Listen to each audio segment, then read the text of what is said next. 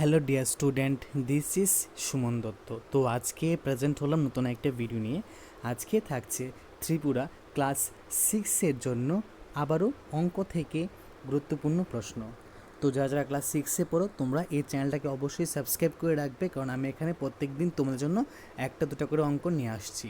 তো চ্যাপ্টার 1, ঠিক আছে, চ্যাপ্টার 1 এবং পেজ নাম্বার তোমরা লিখতে পারো কত, পেজ নাম্বার 8। এখান থেকে আমরা কিছু গুরুত্বপূর্ণ প্রশ্ন আমরা এখানে আলোচনা করছি। তো আজকের আলোচনার বিষয় হলো 7 নাম্বার প্রশ্ন। তো চলো দেখি 7 নাম্বার প্রশ্নটি কী আছে, যে ত্রিভুজীয় সংখ্যাগুলিকে 6 দিয়ে গুণ করে এবং 1 যোগ করলে কি ঘটে।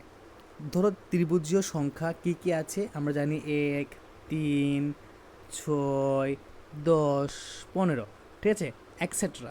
তো এই এই যে আছে এইগুলাকে যদি আমি 1কে 6 দিয়ে গুণ করি, ঠিক আছে, গুণ করলে তারপর ওকে আবার 1 দিয়ে যোগ করব, তাহলে কি হবে, 6 একে 7। সেমভাবে যদি আমি 3কে 6 দিয়ে গুণ করি প্লাস 1 দিয়ে যোগ করি, যা আমাকে প্রশ্ন দিয়েছে, তো কি হবে, 318 একে 19, এরকম হবে, ঠিক আছে।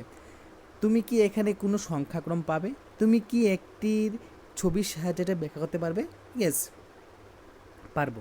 তো প্রথমে কি লিখবো, যে ত্রিভুজীয় সংখ্যাগুলি হলো 1, 3, 6, 10, 15। আরও লিখতে পারো, আমি এখানে এতটুকু দিয়ে লিখেছি। তো ত্রিভুজীয় সংখ্যাগুলিকে 6 দিয়ে গুণ করে 1 দিয়ে যোগ করলে পাওয়া যায়। তো আমি এখন যে তোমাদের বলেছি একবার, 6, 1 গুণ 6 যোগ 1 ইজিক্যাল টু 7, 3 গুণ 6 যোগ 1 ইজিক্যাল টু 19, 6 গুণ 6 যোগ 1 37, 10 গুণ 6 যোগ 1 61, 15 গুণ 6 যোগ 1 91, ঠিক আছে। তো সুতরাং ষড়ভুজীয় সংখ্যাক্রম পাওয়া গেল। কয়টা? ষড়ভুজীয়। তো চিত্র দেখো কি আছে।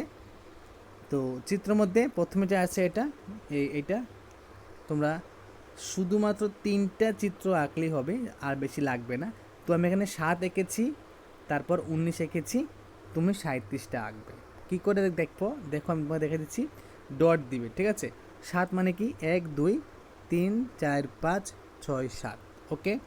সিমভাবে 19 মানে কি, 19 মানে হলো 1, 2, 3, 4, 5, 6, 7, 8, 9, 10, 11, 12, 13, 14, 15, 16, 17, 18, 19, ওকে।